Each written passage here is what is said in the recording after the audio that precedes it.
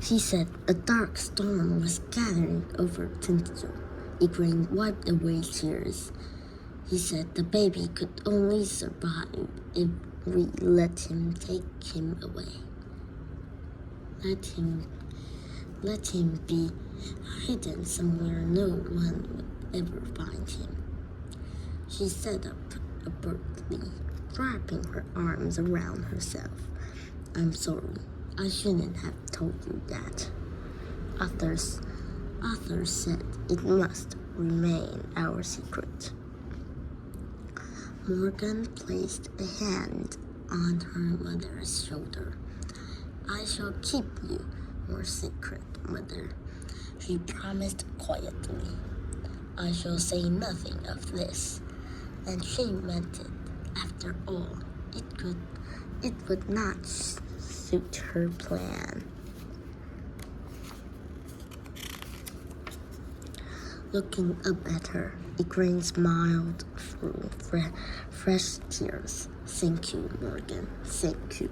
I'm so glad you're here. With her mother still confined to bed, Morgan knew that this was her chance.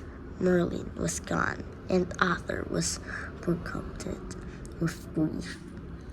She would have no better point for reason. Arthur barely spoke a word to her at dinner, and no one else had been invited to join them at the table. Morgan watched as he drank cup after cup of wine, cup after cup of the potion she had mixed earlier that day, with Iona's instructions in her head. All Morgan had to do now was wait, as Arthur stumbled to his bed clamor.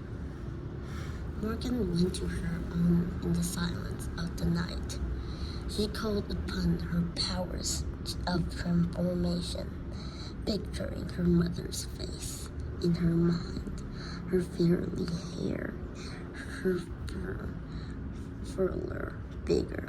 Morgan's power shuddered as the feeling of warmth faded. She reached out, passing a hand over a nearby candle and bringing the flame to life. Picking up the looking glass, she smiled at her reflection. Igraine's face smiled back. Quietly leaving her clamor, Morgan made her way through the shadowed halls, avoiding the guards until she reached a felt tapestry as a neglected corner. She stroked the threads of forest leaves and hunting dogs. Her heart softened, remembering Bartler and Nera. She haunted it and swept the tapestry aside. Tintajo had many secret pathways, but only one that led to the king's own bed clamor. A secret Morgan knew because it had once been her father's bed clamor. The narrow pathway was still in Calbabed, as if Morgan had been the last to use it. It felt even smaller in the body of an adult, and she no longer needed a candle to guide her. Instead, Morgan summoned a single flame.